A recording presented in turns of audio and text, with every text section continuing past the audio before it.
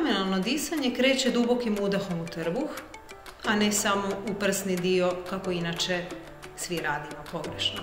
U pluća ulazi puno više zraka, puno više kisika u našem tijelu, utječe pozitivno u rješavanju stresa, anksioznosti i nelagode. Da bismo pravilno izveli vježbu za abdominalno disanje, trebamo udobno se smjestiti ili na pilates loptu ili na neki stolčić.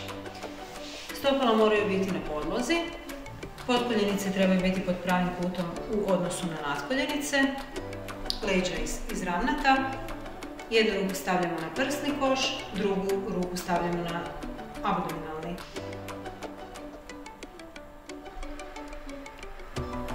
Trebamo paziti na disanje, da polako udahnemo, a još polakše izdahnemo.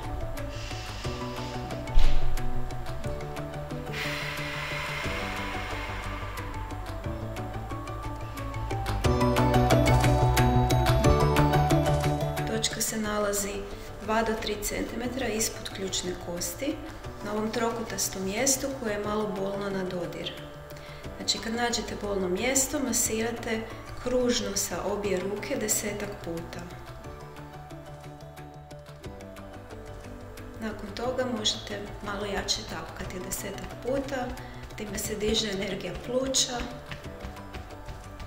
i potiče se time bolja funkcija pluća.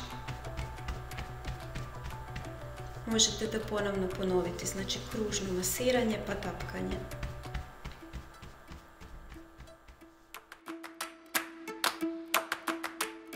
Dignite palac gore da pronađete ovu točku. Vidjet ćete ovo udubljenje koje se zove anatomska kutija. Točka pluća 7 nalazi se 2 prsta širine od te anatomske izbočine u malom udubljenju između 2 ligamenta. Ta točka se pritisne i može se lagano kružno masirati. Ona pomaže kod kašlja, kod visoke temperature, bolnog grla i smanjuje glavobolju. To je najbolja energetska točka pluća za imunitet.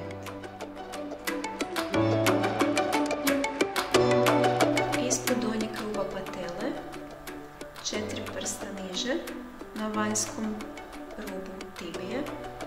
Kada pomaknete stopalo gore dolje, na ovom mjestu te točke će iskočiti mišić. Malo je bolna na dodir i ta točka je super za dizanje energije u tijelu. Ona smanjuje mučninu, smanjuje stres, uklanja umor, jača imunosustav, tako da izbacuje patogene iz tijela. Stavite 4 prsta na unutarnju stranu noge, iznad medijalnog maleolusa, to je ova tu kost, i vaša točka koju tražite je na stražnoj granici tibije, odmah do vašeg kažeprsta, znači ovdje. Točka je poznata za dizanje imuniteta, pomaže kod PMS sindroma i grčeva. Jedina stvar sa ovom točkom je da se ne preporuča trudnicama.